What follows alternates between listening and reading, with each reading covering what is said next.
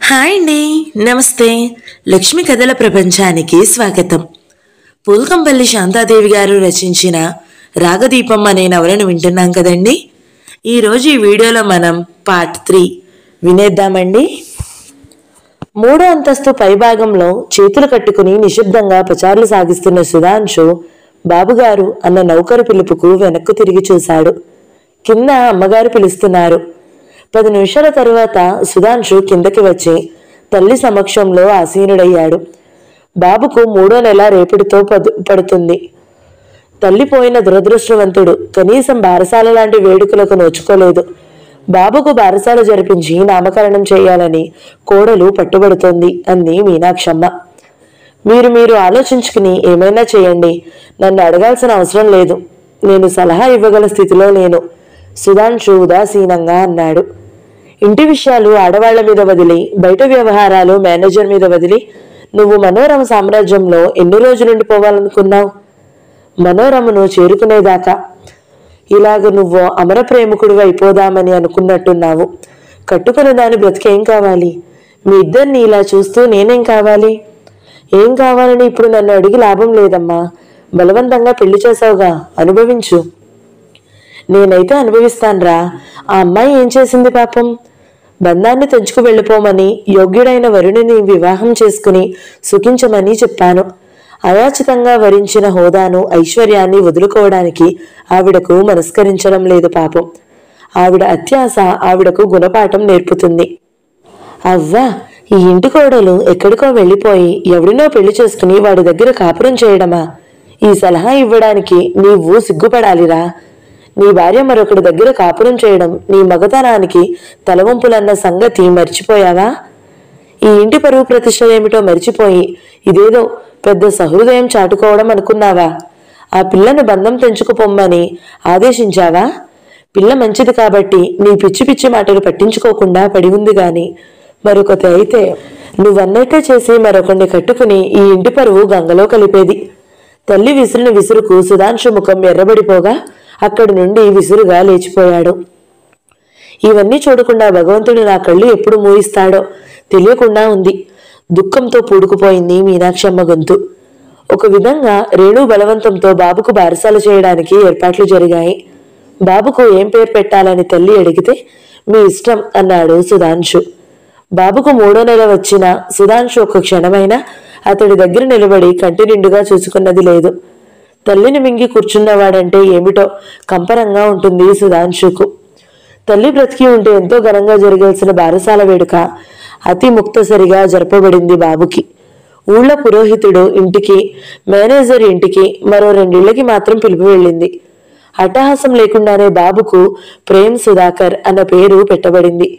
ఈ పేరు ఎన్నిక చేసింది రేణుకే. ఆ రోజు ఉదయం రేణుకు మీనాక్షమ్మకు చిన్న ఘర్షణ లాంటిది జరిగింది. రేణును చేయి పట్టి ఓ గదిలోకి తీసుకువెళ్లి అక్కడున్న నగల పెట్టెను, పట్టు చీరలను చేతిలో పెట్టి వాటిని ధరించుకోమని కోరింది మీనాక్షమ్మ. రేణు పెళ్లిలో పెట్టిన నగలు కూడా విసర్జించి అతిమామూలు దుస్తుల్లో మెడలో పసుపు తాడుతో మిగిలిపోయింది. అత్తగారు కోప్పడితే వారి ప్రేమే నాది కాకపోయాక వారి సొమ్ము నాది ఎలా అవుతుంది అత్తయ్య? నన్ను మీ ఇంట్లో ఒక పని మనిషిగా బ్రతకనివ్వండి చాలు. ఇదే మీ కొడుకు అభిమతం కూడా అంది రేణు. అప్పుడు బలవంతం చేయలేకపోయినా మీనాక్షమ్మ ఈ రోజు మాత్రం వదిలిపెట్టదలుచుకోలేదు. నీ అభిమానం నాకంటే బాగా తెలిసిన వాళ్ళు లేరే, కానీ అభిమానం కాపాడుకోవడం ఎంత ముఖ్యమో ఇంటి విషయాలు బయటకు వాళ్లకు తెలియకుండా జాగ్రత్త పడడం అంతే ముఖ్యం. ఈ రోజు ఊళ్ళోని వాళ్ళు వస్తారు. వాళ్ళు నిన్నిలా చూస్తే లేని కథలు అల్లుతారు. మనది మామూలు కుటుంబం కాదు, జమీందారీ కుటుంబం. ఈ చుట్టుపక్కల 10 ఊళ్ళు మన గురించి చెప్పుకుంటారు. ఇలాంటి వార్తలు బయటికి పాకనివ్వడం అంతా మంచిది కాదు అంది. నాకెందుకో దొంగ సొమ్మును ఒంటి మీద పెట్టుకున్నట్టుగా ఉంటుంది అత్తయ్య. దొంగ సొమ్మ? ఇదేం విచిత్రమే. వాటి మీద నీకంటే అధికారం మరెవరికి ఉంటుంది? ఈ పెద్ద ప్రాణం గుటుక్కుమంటే ఈ ఇంటి యజమానురాలివి పూర్తిగా నువ్వే కదా.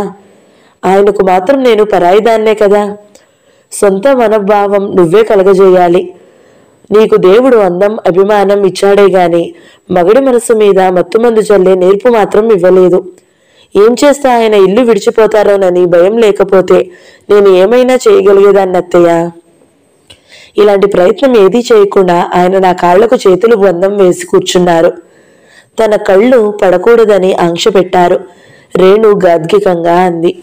మీనాక్షమ్మకి రేణు ఆంతర్యం అవగతమైపోయింది.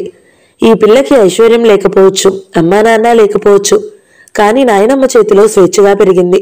ఇప్పుడు ఒక బంగారు పంజరంలో బంధించబడింది.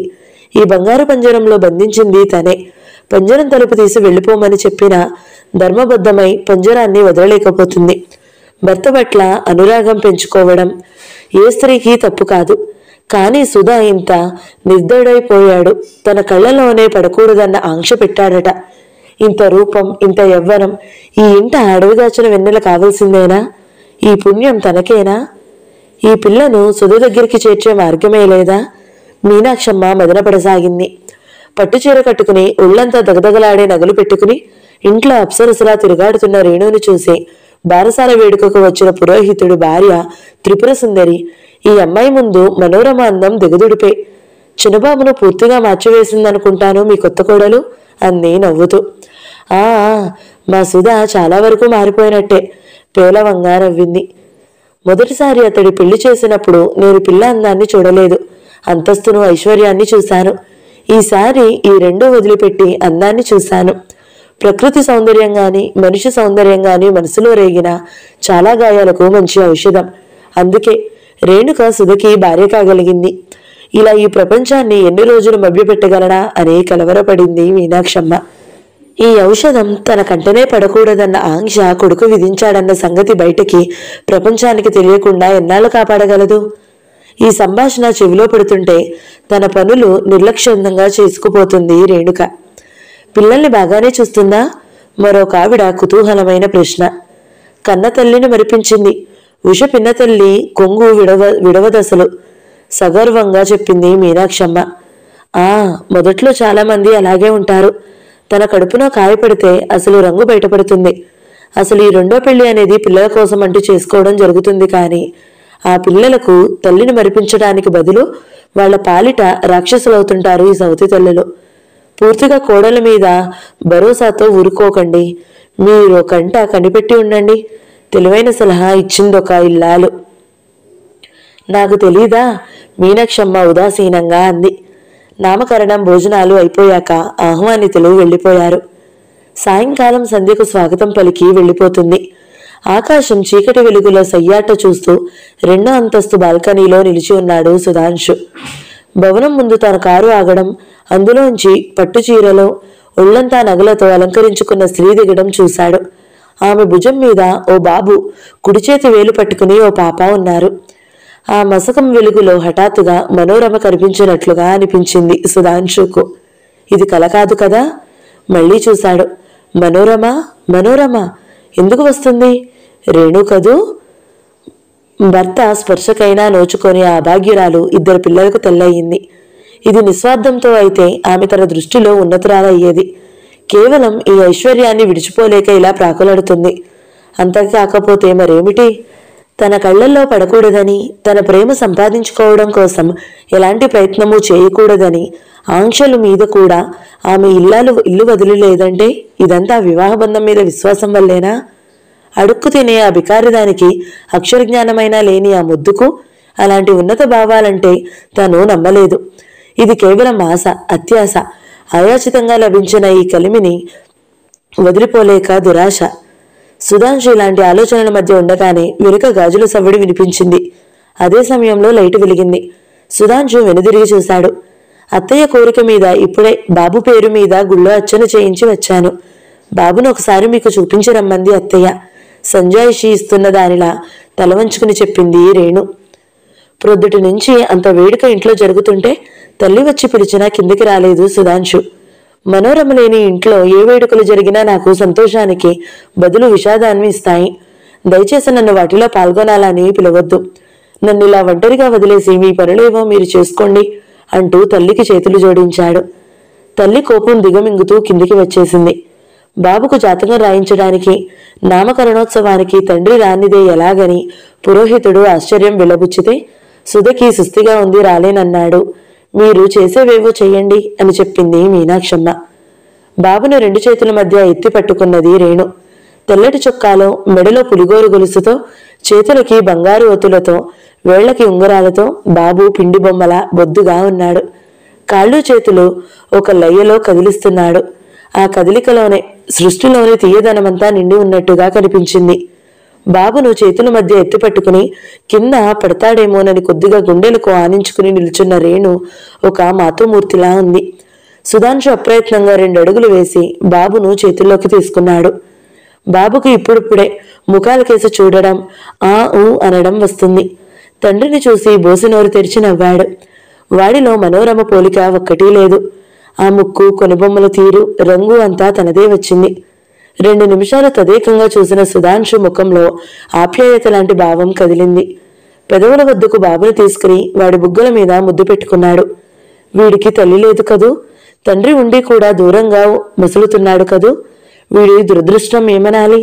సుధాంశు కన్నల్లో సన్నని నీటు తెరకమ్ముకుని వచ్చింది. తనని చుట్టివేసిన దురదృష్టం ఏమిటో తెలుసుకోలేని చిన్న పాపడు ఎంత నిశ్చింతగా నవ్వుతున్నాడు. బాబును రేణుకు అందించి చరచరా తన గదిలోకి వెళ్లిపోయాడు సుధాంశు. ఆ రాత్రి అతడి హృదయంలో విషాదం మరింత చిక్కమైంది. మీకు పాప ఇష్టమా, బాబు ఇష్టమా? సుధాంశు చెవిలో గుసగుసగా అడిగింది మనోరమ. నాకు బాబు కావాలి, ఆమెను తన చేతుల మధ్య ఆప్యాయంగా పొదుపుకుని అన్నాడు. నాకు పాప మీదుంది మనసు, కానీ మీకోసం బాబును కంటాను. పాపనివ్వడం బాబునివ్వడం అంతా నీ చేతుల్లోనే ఉన్నట్టు. మనిషి సంకల్పం గట్టిదైతే దానిని దేవుడు కూడా కాదనలేడండి. కానీ మనోరమ సంకల్పాన్ని ఎగతాళి చేస్తూ పాపనిచ్చాడు దేవుడు. భలే దిగులు పడిపోయింది. 4 సంవత్సరాల తరువాత తిరిగి గర్భవతి అయిన మనోరమ ఈసారి తప్పకుండా బాబునిస్తాను అంది. అన్నట్టుగానే బాబును కంది. ఒక్కసారి కన్ను విప్పి తన కొడుకును కూడా చూసుకోకుండానే కన్ను మూసింది మనోరమ. రాత్రి 10 గంటలవుతుంది. సుధాంశు కంటి మీద కునుకు రాక కిటికీలో నుంచి ఆకాశంలో మిలమిలలాడుతున్న నక్షత్రాలకేసి చూస్తూ మంచం మీద పడుకున్నాడు. ఎవరో నెట్టినట్టుగా గదిలోకి వచ్చి పడింది రేణు. వెంటనే తలుపులు మూసుకుపోయాయి. సుధాంశు బ్రుకుటి ముడిపడింది. మీకున్న ఈ కాస్త సానుభూతి కూడా కోల్పోయి మీ అసహ్యానికి గురి అవుతానని తెలుసు. కానీ అత్తయ్య నన్ను ఏదో ప్రళయం ముంచుకు వస్తుందని భయపడే మనిషిలా చెప్పింది వణుకుపోతూ రేణు. అత్తయ్యకే కాని నీకేమీ ఆశలేదా? ఎగతాళిగా ప్రశ్నించాడు సుధాంశు. మనిషి కనపడితే ఒదిగి ఒదిగి పారిపోవాలని చూస్తుంది పాము. కాని ఆ మనిషి తనకు అపకారం తలపెట్టాడని తెలిస్తే మాత్రం నిటారుగా తలెత్తి ప్రతీకారానికి సన్నద్ధమవుతుంది అదే పాము. ప్రాణం తీయడానికి, ప్రాణం పోగొట్టడానికి తయారవుతుంది. సుధాంశు చేసిన ఎగతాళి రేణు భయాన్ని పోగొట్టి నిటారుగా నిలబడేలా చేసింది. ప్రత్యర్థి మీదకి తలపడేదానిలా నిర్భయంగా, సూటిగా భర్త కళ్ళల్లోకి దృష్టి సారించింది. వాడిగా ప్రశ్నించింది. ఆశ అంటే దేని మీద, ఎవరి మీద? నీకు అనుకోకుండా పుట్టిన అదృష్టం మీద. మీరు నా మెడలో 3 ముళ్ళు వేసిన క్షణంలో నాకు పట్టింది అదృష్టమని అనుకున్నానండి. కానీ మొదటి రాత్రి నాకు పట్టింది అదృష్టం కాదని, నేను అడుగుపెట్టింది పడగనీడలోకి అని గ్రహించాను. అయినా ఈ పడగనీడను పరిత్యజించలేకుండా ఉన్నాను. ఎందుకో తెలుసా? పతివ్రత అనిపించుకోవాలని కాదు, ఐశ్వర్యం మీద ప్రలోభంతోనూ కాదు. ఈ ఐశ్వర్యం తాలూకు యజమాని మీలో ప్రలోభంతో మాత్రమే ఇల్లు విడిచి వెళ్ళిపోలేకపోతున్నాను.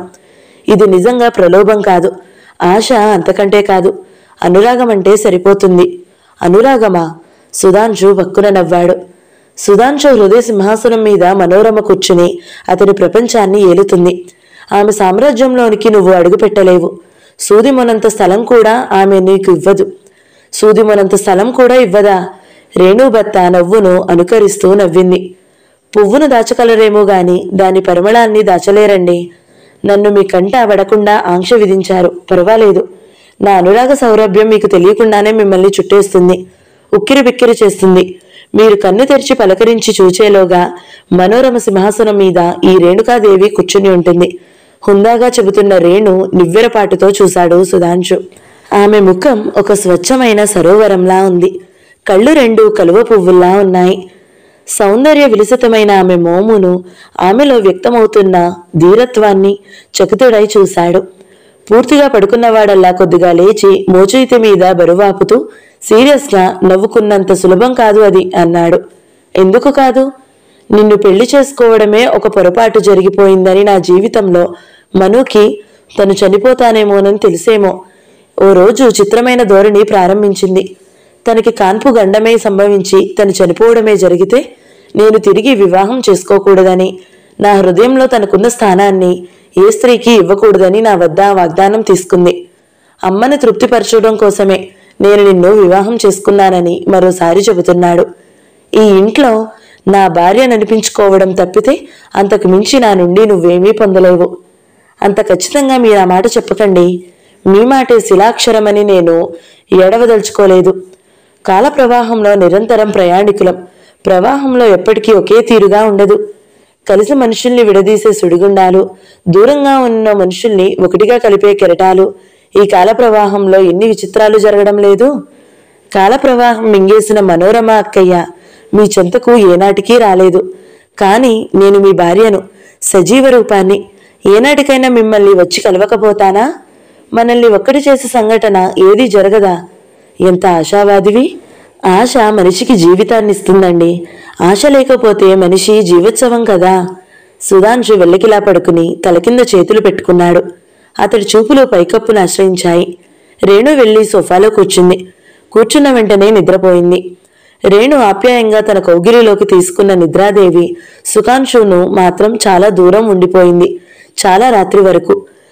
మరునాడు సాయంకాలం బాల్కనీలో నిల్చున్న సుధాంశు తోటలో ఒక ఆనందకరమైన దృశ్యం తిలకించడం జరిగింది. అమ్మా, ఇక చిక్కిపో అమ్మా, కాళ్ళు లాగేస్తున్నాయి. ఉష ఏడుపు కంఠంతో దీనంగా అంటుంది. ఇదో ఇక్కడే, గలగలా నవ్వేస్తుంది రేణు. కళ్ళకి గుడ్డ కట్టుకున్న ఉష ఆ ధ్వని వచ్చిన దిక్కున పరిగెత్తింది. పువ్వుల పొద తప్ప పిన్ని చిక్కలేదు. అబ్బా, నా చేత కాదు. ఉష ఏడుస్తూ ఉక్రోషంతో గుడ్డ కళ్ళ నుంచి లాగేసి కింద కూలబడింది. రేణు పరిగెత్తుకు వచ్చి ఉషను ఎగరేసి ఎత్తుకుని ఆ పిల్లకి ఊపిరాడకుండా బుగ్గుల మీద ముద్దులు పెట్టుకోసాగింది. ఇప్పుడు నేను దొంగనవుతాను, సరేనా? ఉష పారేసిన గుడ్డ తన కళ్ళకి కట్టుకుంది రేణు. ఉషకి ఉత్సాహం వచ్చేసింది. పిన్నికి చిక్కీ చిక్కకుండా పరుగులు పెట్టసాగింది. ఆ పిల్ల అడుగుల చప్పుడును బట్టి, ఆ పిల్ల నవ్వును బట్టి మెల్లగా తడుముకుంటూ అడుగులు వేస్తుంది రేణు. ఆ దృశ్యం చూస్తున్న సుధాంశు పాదాలు అప్రయత్నంగా కిందకి దిగిసాగాయి. తన వెనుకగా ఉష పకపకలాడుతూ పరుగులు పెట్టిన సవ్వడి కాగా రేణు గిరుక్కున వెనక్కి తిరిగి గబగబా అడుగులు వేస్తూ చేతులు చాచింది. చాచిన చేతులకి మృదువుగా అదో రకంగా వాసన వేస్తూ ఎవరిదో చొక్కా తగిలింది. అది ఉష ఫ్రాకు కాదని, అక్కడ నిలుచున్నది ఉష కాదని వెంటనే గుర్తించి రేణు వదిలేయడానికి బదులు రెండు చేతులు ఆ వ్యక్తిని పెనవేసింది. ఉష దొరకలేదు గాని నాకు దొరకవలసిన వారే దొరికారు అంది కొంటె నవ్వుతో. తనని లతల్లా పెనవేసిన చేతుల మధ్య కొద్ది క్షణాలు స్తనువులా నిలబడిపోయాడు సుధాంశు. ఆ స్పర్శ అతడికి చిరాకుకు బదులు ఏదో వింత అనుభూతిని ప్రసాదించడంతో తన బలమైన బాహువుల మధ్య ఆమెను బంధించేశాడు. ఆమె చెంపకి తన చెంపను చేయించి రుద్దుతూ రేణు అని పిలిచాడు మృదుస్వరంతో. డాడీ దొంగ, డాడీ దొంగ! ఉష అరవడంతో సుధాంశు మత్తు వదిలిపోయి చప్పున రేణును వదిలేశాడు. రేణు కళ్ళ మీద నుంచి గుడ్డను తొలగించి సుధాంశు ముఖంలోకి విజయ గర్వంతో చూసింది. మీ హృదయ సింహాసనం మీద ఎవరున్నారో ఇప్పుడు సరిగా చూసుకోండి అంది చిన్నగా. సుధాంశు ముఖంలో చప్పున రంగులు మారిపోయాయి. అక్కడి నుండి చరచరా పైకి వెళ్ళిపోయాడు. వెళ్లి ఒక అపరాధిలా మనోరమ ఫోటో ముందు నిలబడ్డాడు. ఫోటోలో మనోరమ అతడి ముఖంలోకి రౌద్రంగా చూస్తుంది. మీరు చేసిన వాగ్దానాలు, చేసుకున్న నిర్ణయాలు ఏమయ్యాయి? మీ మనసు ఇంత బలహీనమా? మీ హృదయ సింహాసనం నాదన్నారే, నన్ను లాగపారేసి మరో స్త్రీని అక్కడ కూర్చోబెడతారా? మీరేనా నన్నింత అవమానం చేస్తున్నది? తనకు ప్రియతమైన మనోరమకు ద్రోహం చేయబోయిన తన బలహీనతను క్షణిక ఆవేశానికి సుధాంశు సిగ్గుతో కూర్చునిపోయాడు. కాని రేణు అణువణువున తననే ఆరాధిస్తున్న తన భార్య. ఆమె జీవితం వ్యర్థమైపోవలసిందేనా ఇంట? మనోరమ మీద ప్రేమతో రేణుని అన్యాయం చేస్తున్నాడు కదూ. కానీ తప్పదు. మనోరమ స్థానం ఎప్పటికీ ఏ స్త్రీకి చెందకూడదు. ఆ ప్రేమ ఔన్నత్యానికే కళంకం. అయితే అయస్కాంతం పరిధిలో ఉన్నంత వరకు ఇనుము ఆకర్షించబడుతూనే ఉంటుంది. తన కొన్నాళ్లు దూరంగా వెళ్ళిపోవడం తప్ప రేణు ప్రభావం నుండి తను తప్పించుకోలేడు. రేణు కూడా ఇంటి నుండి వెళ్ళిపోతే తప్ప ఆమె జీవితం చక్కబడదు. ఆ రాత్రి కమ్మని కలలతో నిద్రపోయిన రేణుకు ఉదయం జరిగిన సంఘటన మతిపోయినట్టుగా అయింది. నౌకరు పెద్ద సూట్ కేస్, బెడ్డింగ్ మేడ మీద నుంచి తీసుకుని వచ్చి కారులో పెట్టాడు. వాడి వెనుక సుధాంశు దిగివచ్చాడు. అమ్మా, హైదరాబాద్ వెళ్తున్నాను తల్లితో చెప్పాడు. సూట్ కేస్ బెడ్డింగ్ తీసుకువెళ్తున్నావు, తిరిగి రావడం ఎప్పుడు? పని అయిపోతూనే. అతడితో పాటు వెళ్లిన కాంతారావు సాయంకాలకి తిరిగి వచ్చి ఒక ఉత్తరం రేణుకిచ్చాడు. ఏమిటిది? రేణు అయోమయంగా చూసింది. బాబుగారు మీకిమ్మన్నారు. ఏం రాసుంటారు? ఆ ఉత్తరాన్ని పట్టుకున్న రేణు చేతుల్లో వణుకు, గుండెల్లో దడా ప్రారంభమయ్యాయి. కవరు చించి అందులో మడిచి ఉన్న ఒకే ఒక కాగితం విప్పి ఇటూ అటూ తిప్పి చూసింది. పిచ్చిదానిలా తనకి చదువు రాదని తెలిసి ఈ ఉత్తరం ఎందుకు రాశారాయన? జీవితంలో మొదటిసారిగా తనకు చదువు రానందుకు సిగ్గును పరితాపాన్ని పొందింది రేణు. అత్తయ్య, అత్తగారిని సమీపించింది. ఆయన కాంతారావు వెంట ఈ ఉత్తరం పంపారు. ఎవరికి రాశారు? నాకే. మీనాక్షమ్మ ముఖం సంతోషంతో వెలిగిపోయింది. అయితే చదువుకో, చెప్పదగిన సంగతులుంటే నాకు చెప్పు. రేణు నిస్సహాయంగా చూసింది. నేను ఓనమాలు కూడా దిద్దలేదత్తయ్య. నాకు కనీసం అక్షరాలు గుర్తుపట్టడమైనా రాదు. రేణు తన జీవితంలో అంత సిగ్గును ఎప్పుడూ పొందలేదు. అయ్యో పిల్ల, అందులో సుధ ఏం రాశాడో నేనెలా చదవనే? మీనాక్షమ్మ ఇబ్బందిగా చూసింది. నా మనసు కీడినే శంకిస్తుంది అత్తయ్య. అందులో మీరు అనుకున్నట్టు మధురమైన సంగతులు ఉండవు. చదవండి అత్తయ్య. ఏం వినాల్సొచ్చినా భరించగలగనన్నట్టుగా నిలబడింది రేణు.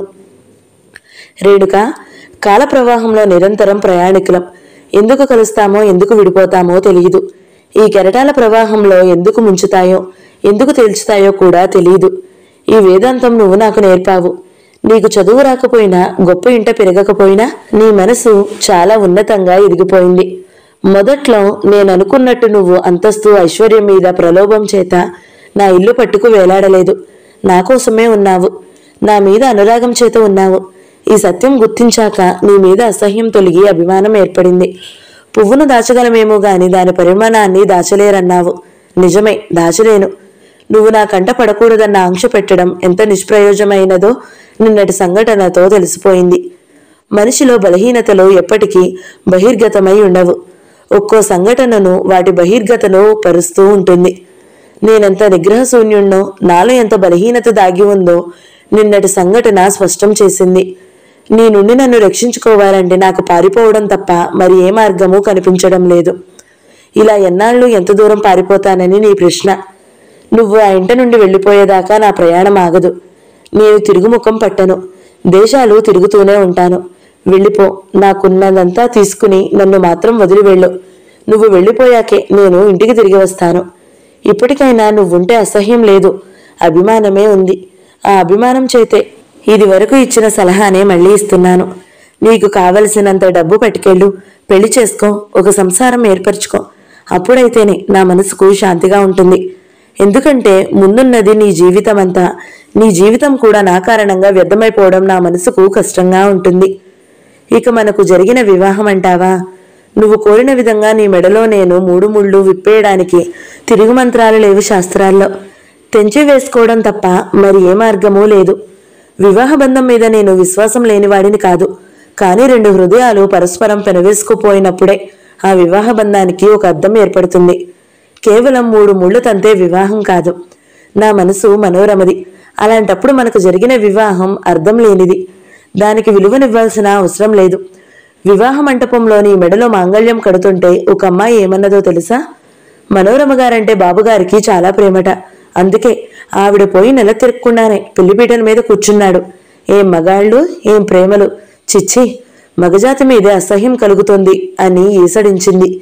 ఆ ఈసడింపును నిజం చేసే మగజాతి మీదే నమ్మకం పోగొట్టే పని చేయలేను. నాది మనోరమది అనురాగ దాంపత్యం. మేము ఆదర్శ ప్రేమికులం. ఆమె పోతూనే ఆమె మీద నా ప్రేమ మిథ్య అనిపించే పని చేయలేను. నీ సమక్షంలో నా మనసు యవ్వన సమాజంగా చలించవచ్చు. నీ యందు ప్రేమాంకురం కలగొచ్చు. కానీ మనోరమను మర్చిపోవడం నాకు పూర్తిగా సాధ్యం కాదు. మనోరమ స్మృతులతో నీకు పూర్తిగా న్యాయం చేయలేను. దాంపత్య జీవితంలో సవితి ఛాయలు పడితే ఏ స్త్రీ సహించలేదన్న సత్యం నాకు తెలుసు. అందుకే మన మధ్య దాంపత్య జీవితం ప్రారంభం కాకముందే మనం విడిపోవడం మంచిది. ఇవన్నీ వివాహానికి ముందు ఆలోచించుకోవాల్సిన విషయాలు అన్నావు. అమ్మ చేసిన పిచ్చి పనితో నాకు మతిపోయి పెళ్లికి తలవంచాను. పెళ్లికి తలవంచినంత సులభంగా నీతో వైవాహిక జీవితాన్ని గడపడానికి నేను సిద్ధంగా లేను. ఈ వ్యవహారంతో నా ఇంటి పరువు ప్రతిష్టలు ముడిపడి ఉంటే ఉండొచ్చు. నా పరువు ప్రతిష్టల కోసం ఒక నిండు జీవితం బలిపెట్టలేను. వాటి కోసం నా అభిమతానికి విరుద్ధంగా ప్రవర్తించలేను. అందుకే నిన్ను వెళ్ళిపోమ్మని చెబుతున్నాను. నువ్వు వెళ్ళిపోయాకే నేను తిరిగి రావడం జరుగుతుంది. ఉంటాను. సుధాంశు మోహన్. ఉత్తరంలోని సంగతులు విని ఒక శిల ప్రతిమలా నిలబడిపోయింది రేణు. మీనాక్షమ్మ మాత్రం ఆగ్రహావేశాలతో ఊగిపోయింది. పలానా ఆయన చిత్తగించాడన్నమాట. పలాయానం. నా కొడుకు ఇంత పిరికివాడు. చేసుకున్న దాన్ని మరొకడి పాలు చేశాడంటే నా తల సిగ్గుతో వాలిపోతుంది. చిచ్చి, వీడు మనిషేనా? రేణు నెమ్మదిగా తెప్పరిల్లింది. ఆయన ఇలాంటి పని చేస్తారేమోననే నేను ఆయనకి దూరంగా ఉండిపోదలిచాను. మీరే నన్ను ప్రోత్సహించారు. ఆడదానమై ఉండి సిగ్గులేని దానిలా ఆయన్ని కౌగిలించుకున్నాను, కవ్వించాను. ఆయన నా దారికి వచ్చినట్టే వచ్చి పారిపోయారు. ఇప్పుడు నా కర్తవ్యం ఏమిటత్తయ్య? విచలితంగా అడిగింది. చెప్పాడుగా, తనకున్నదంతా తీసుకుని తనను మాత్రం వదిలేసి వెళ్ళిపోమని. ఆవిడలో కోపం బుసబుస పొంగుతోంది. వెళ్ళిపోతానత్తయ్య, కానీ ఆయన అనుకున్నట్టు మాత్రం వెళ్ళను. మీనాక్షమ్మ ప్రశ్నార్థకంగా కనుబొమ్మలెత్తి చూసింది. అంటే ఆయన నన్ను అభిమానిస్తున్నానంటూనే అవమానించారు. కావలసినదంతా పట్టుకుపోవాలట, తనకున్నదంతా తీసుకుపోవాలట. నన్ను వేసిగా భావించారాయన. నాకు పూచిక పుల్ల కూడా అక్కర్లేదు. నాకు వివాహమైన గుర్తు ఈ పుస్తే. మెట్టు మాత్రం ఆయనది తీసుకువెళతాను నాతో. రేణు గొంతే గాద్గికంగా కాగా కళ్ళు సజలాలయ్యాయి. అయితే నువ్వు వెళ్ళిపోవడానికే నిశ్చయించుకున్నావా? ఆయన నా కోసం ఇల్లు విడిచి దేశదిమ్మరి అవుతుంటే నేను వెళ్ళిపోక ఏం చెయ్యాలి? వెళ్ళిపోయి ఏం చెయ్యాలని? నాయనమ్మ పంచన పడి ఉంటాను. 20 ఏళ్ళు నన్ను సాకిన నాయనమ్మ తన ఒంట్లో శక్తి ఉన్నంత వరకు నాకింత అన్నం పట్టించి పెట్టకపోదు. ఆ తరువాత నా తలరాత ఎలా ఉంటే అలా అవుతుంది. అంత నిశ్చింతగా కాపురం వదిలేసుకుంటావన్నమాట. నాకు కాపురమే లేదు, వదిలేసుకోవడం అన్న ప్రశ్న ఎక్కడుంది? ఆ పిల్లల్ని నా పాడ్లిట పడేసి నీ దారిన నువ్వు వెళ్ళిపోతావా? పిల్లలకు నాకంటే ముఖ్యం వాళ్ళ నాన్న. నేనిక్కడుంటే ఆయన రారు. నేను వాళ్లకు చేసే పనులు డబ్బు పారేస్తే ఆయాలు చేస్తారు. డబ్బు పారేస్తే ఆయాలు చేస్తారు గాని వాళ్ళు నీలా ప్రేమనందించలేరమ్మా. పసిపిల్లలను ప్రేమనందించడం అనేది చెట్టుకు నీరు పోయడం లాంటిది. నీరు పోయకపోయినా పోషణ చేయకపోతే పెరిగే చెట్లున్నాయి. అవి అడవి చెట్లు రేణు. ఏది ఏమైనా నీలాంటి కోడల్ని మాత్రం నేను పోగొట్టుకోలేను. నువ్వు నా కోసం, పిల్లల కోసం ఇక్కడుండాలి. నువ్వు వెళ్ళడానికి వీల్లేదు. మీనాక్షమ్మ కోడలి 2 చేతులు పట్టుకుని ప్రాధేయపూర్వకంగా అంది. నా కోసం మీ కొడుకును దూరం చేసుకుంటారా అత్తయ్య? రేణు విస్మయంగా ప్రశ్నించింది. ఇంటిని, పిల్లల్ని, తల్లిని వదిలేసి మనోరమ స్మృతులు పట్టుకుని ఎంత దూరం పోతాడు? ఎన్నాళ్ళు పోతాడు? వస్తాడు. రాకపోతేనా కోడలితో పాటు కొడుకు పోయాడని గుండె రాయి చేసుకుంటాను. అంతేకాని ఇంటి కోడల్ని తరిమేసి ఈ ఇంటి పరువు ప్రతిష్టల్ని మట్టిపాలు కానియను. నేను ఇష్టపడి నిన్ను నా కోడలిగా చేసుకున్నాను. నా ఇష్టం లేనిదే నువ్వు ఇల్లు కదలడానికి వీల్లేదు. కానీ నా మనసు అంగీకరించడం లేదత్తయ్య. ఆయన అక్కరలేదనుకున్న మనిషిని ఆయన ఇంట్లో ఉండడం లజ్జకరంగా ఉంటుంది నాకు. పైగా నేనంటే ఆయన ఇంటికి రారు. ఇది నీ ఇల్లు, ఇది నీ ఆస్తి. నీ ఇంట్లో నువ్వు ఉండడానికి నువ్వు సిగ్గుపడాలా? ఆయన అలా భావించడం లేదుగా. నా మెడలో తాళి కట్టిన క్షణం నుండి నన్ను వదిలించుకునే ప్రయత్నంలోనే ఉన్నారు. నేను మొండికెత్తి ఉన్నాను. ఆయన వెళ్ళిపోయాక కూడా ఇది నా ఇల్లు, ఇది నా ఆస్తి అనుకుని ఎలా ఉండాలో తెలియడం లేదు. తను తప్ప ఇవేమి నీకు అక్కర్లేదని చెప్పడానికైనా నువ్వు ఇక్కడ ఉండాలి. నీ జీవితం ఒక తపస్సుగా నీ భర్త కోసం నిరీక్షించాలి. అంతేగాని నిన్ను భర్త వదిలేసిన మనిషిగా ఊహించడానికి నా మనసు అంగీకరించడం లేదు రేణు. నా చేతులారా నీ పెళ్లి చేశాను కాబట్టి నువ్వు ఇలా కావడానికి వీల్లేదు. నీకోసం నా కొడుకునైనా వదులుకుంటాను గాని నీ జీవితం నాశనం కానియను. నిన్ను పుట్టిల్లు చేరనివ్వను. ఒక విధమైన ఉద్రేకంతో అంది మీనాక్షమ్మ. రేణు గంభీరంగా నిశ్చల స్వరంతో, ఉంటానత్తయ్య. నా జీవితమే ఒక తపస్సుగా చేసుకుని ఆయన కోసం నిరీక్షిస్తాను అంది. మీనాక్షమ్మ కన్నుల్లో ఆనందాశ్రులు రాలాయి. రేణును దగ్గరగా లాక్కుని ఆవేశంగా ఆ పిల్ల నుదుటి మీద ముద్దు పెట్టుకుంది. రాగదీపం 3వ భాగం సమాప్తం. ఈ వీడియో మీకు నచ్చినట్లయితే లైక్ చేయండి, షేర్ చేయండి, మంచి కమెంట్ పెట్టండి. ఇలాంటి మరిన్ని వీడియోల కోసం మన ఛానల్ని సబ్స్క్రైబ్ చేసుకోండి. Thank you so much for watching.